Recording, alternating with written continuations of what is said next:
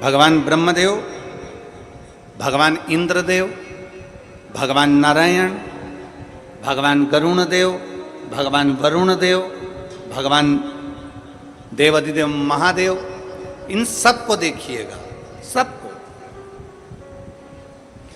इंद्रदेव 24 घंटे टेंशन में मिलेंगे। इंद्रदेव को 24 घंटे चिंता लगी रहती है, ये कैसे हो गया, ये तप करने बैठा है तो तप करने क्यों बैठ गया, ये भजन करने बैठा है तो भजन करने क्यों बैठ गया, ये उपास रख रहा है तो क्यों रख रहा है, किसी पेड़ की छांव में कोई ऋषि बैठ गया तो इतने समय तक तप कर लिया इसने, कहीं इंद्र का आसन ना ले ले, इसने तप कैसे कर लिया, इसने भजन कैसे कर लिया, इसने कीर्तन कैसे कर लिया। इंद्रदेव 24 घंटे टेंशन में रहते हैं।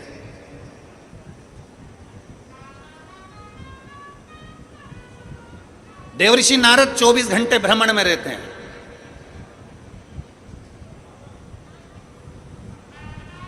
ब्रह्मा जी 24 घंटे सृष्टि के निराकरण में रहते हैं। भगवान नारायण हमेशा मार्गदर्शन में रहते हैं।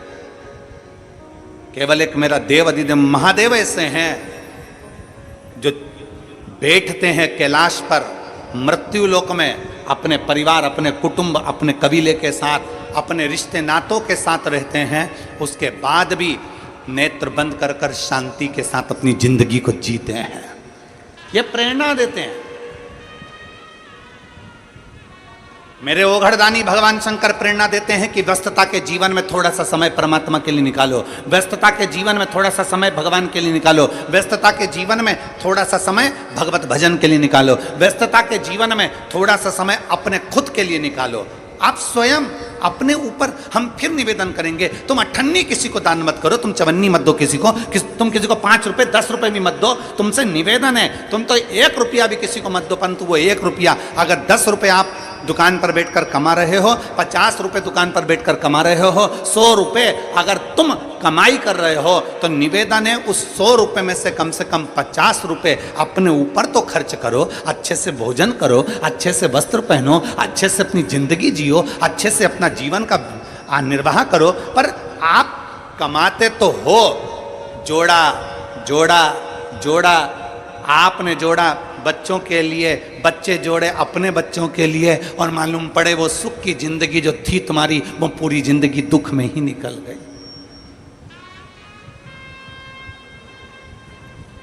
पूरा जीवन दुख में निकल गया, पूरा जीवन।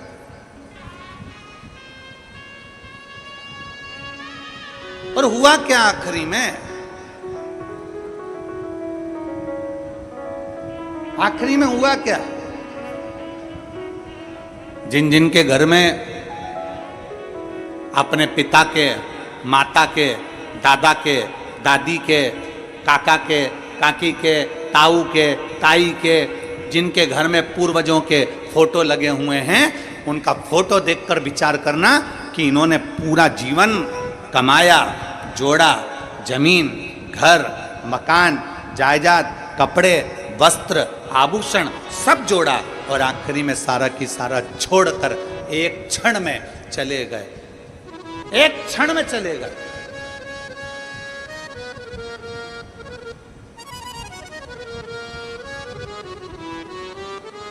उसका भोग कहां भोग?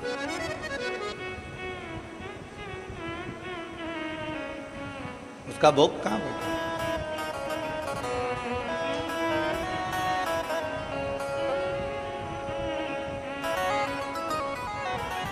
एक बात आपसे पूछें, मेरे नांदगांव के सभी लोग बड़े प्रेम से, आप लोग जितने श्रोता भाई बहन बैठे हो, बताइएगा,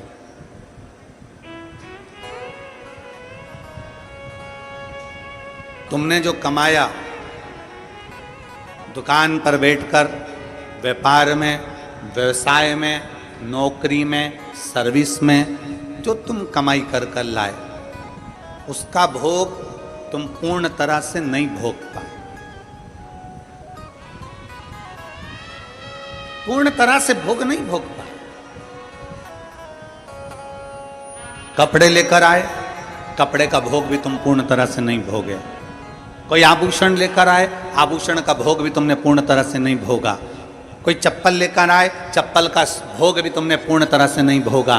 कोई वस्त्र, आभूषण, जमीन, जायदाद, मकान, बंगला, गाड़ी, किसी का भोग तुम पूर्ण तरह से नहीं भोगते। मकान बनाया, मकान बनाने के बाद में फिर विचार करते हो थोड़ी सी 2 एकड़ जमीन ले लूं, 2 एकड़ जमीन लेने के बाद फिर विचार करते हो कि 4 एकड़ जमीन ले लूं। सब कुछ बढ़ाया तुमने, जितना बढ़ाया उतना भोग नहीं भोग पाए। पर शास्त्र कहता है तुमने जो कमाया उसका भोग तुम पूरा नहीं भोग सकते। पर इतना याद रखना, तुमने जो कमाने के लिए जो तरीका या नियम या नीति के अनुकूल जैसा कमाया, उस कर्म का भोग तुम्हें भोगना ही पड़ता है। तुमने वस्तु का भोग भोगा कि नहीं भोगा, तुमने सामग्री का भोग भोगा कि नहीं भोगा, तुमने संसाधन का भोग भोगा कि नहीं भोगा, पर अपने कर्म का भोग हमें भोगना ही पड़ता है।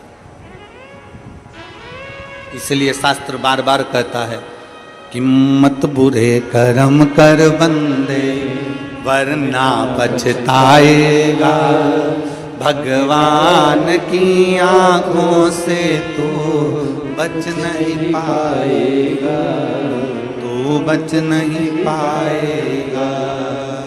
अरे ओ अज्ञानी मत करना, तेरे कर्म का फल भी तू ही पाएगा, जैसा किया तूने तेरे आगे आएगा। मत बुरे कर्म कर बंदे वरना पछताएगा, भगवान की आंखों से तू बच नहीं पाएगा, तू बच नहीं पाएगा। हमारे भोग हमें भोगना, हमारे कर्म गति का भोग हमको भोगना। क्या कर रहे हो, कैसे कर रहे हो, क्या क्रम धारण कर रहे हो, क्या नियम धारण कर रहे हो, यह आपके ऊपर निर्भर करता है, आपके ऊपर। अभी तुम देखना